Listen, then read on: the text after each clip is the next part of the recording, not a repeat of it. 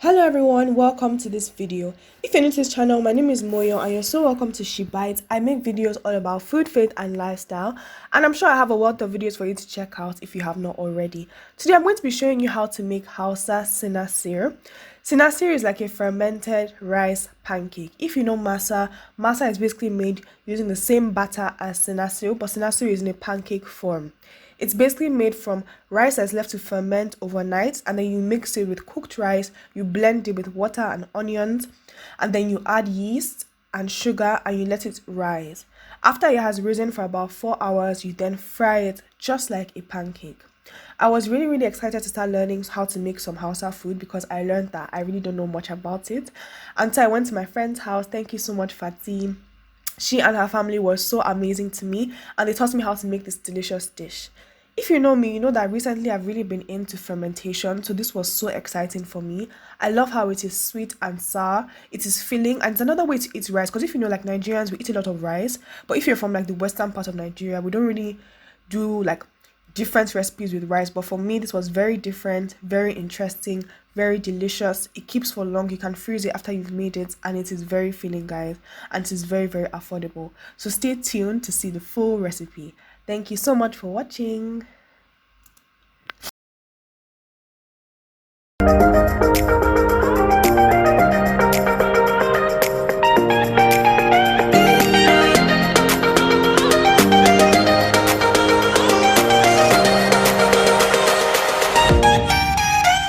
So first off, the type of rice we're using in this recipe is tuwo rice. Don't worry, I've listed all the ingredients and their quantities down below in the description box.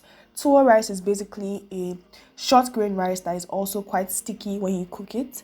So we're basically going to wash it really well and soak it overnight. You add about 1.5 times water to the amount of rice. You don't want to add too much rice, otherwise your too much water, otherwise your batter is going to be too thin. You want your batter to be a bit thick.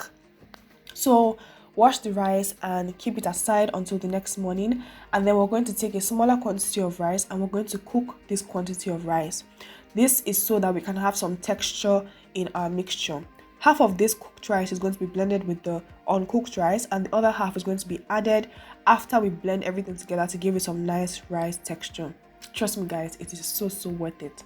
So after you've cooked this rice, you can keep this cooked rice in the fridge and keep your soaked rice outside until the next day when you're going to start the main thing, okay? So our rice has been fermenting overnight, and as you can see, there's little bubbles in the water to show that indeed fermentation has occurred. There's a lovely sour smell coming out of it, and then you're going to add half of your cooked rice to this, and then you're also going to add some onions. I added about 2 red onions to this.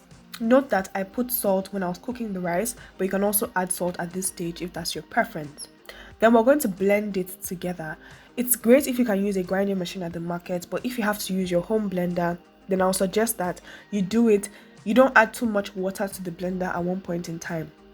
And then you also sieve it afterwards. You want to have a little bit of onions, raw rice, cooked rice and water in each blending session. Then you're going to strain it because obviously, as you can imagine, this is not an industrial blender.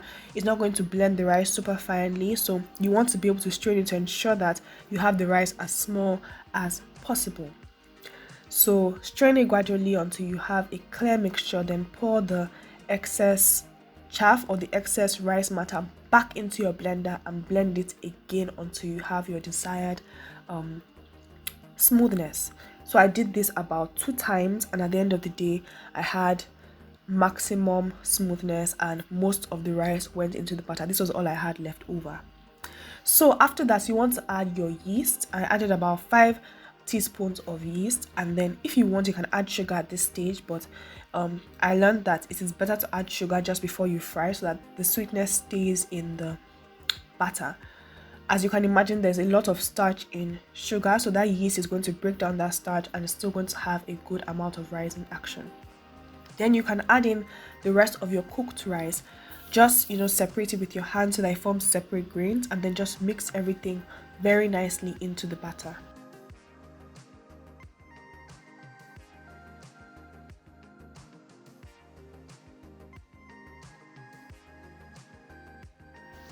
Then you're going to leave your Sinasir batter in a warm place to rise for 4 hours.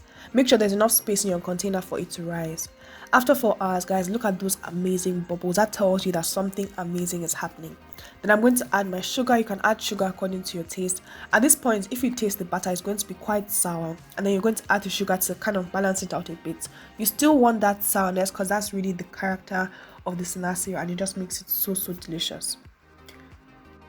So for the frying, you're going to get a non-stick pan. It's really important to use a non-stick pan because otherwise you're going to really struggle because it's quite a large pancake, and if it sticks, it's going to be quite difficult. Just put a little bit of oil. It's already non-stick, you don't need a lot of oil. Then you're going to I put about 5 spoons, but you want to put enough so that it fills the entire base of the pan. So that can be like 2 ladlefuls or 5 spoonfuls. And then you're going to try and leave it to cook for about 5 minutes on a medium-low heat, and then you're going to flip it over. Flipping can be a bit complicated, a bit difficult. Trust me, the first few times you might not get it the right way, but the more you do it, the more patience you get better at it. Traditional Sinasir is actually not flipped over. They just cook it on one side until the top is completely dried off and they eat it that way. But just to have a nice coloration on both sides, I like to flip it over, and that is how Fasi's mom taught me. So that's how I do it. Just take it easy with yourself as you flip over, and you really want it to be this nice golden brown color. Sometimes if you're in a rush, it might be a bit too light, but you really want to be patient enough so that it's nice and golden brown and it cooks through without any form of burning. So guys, this is how to make Sinasir. The time that you really spend is actually making it and flipping it over because you have quite a lot of batter, but it is truly worth it. After you make it, you can eat it with soups, with stews, and you can also freeze it for the next time. So I hope you guys have enjoyed this video. If you have, give it a thumbs up and subscribe if you're new here. Thank you so much for watching. Remember the recipes in the description box below, and I'll see you in my next video. Thank you guys. Bye.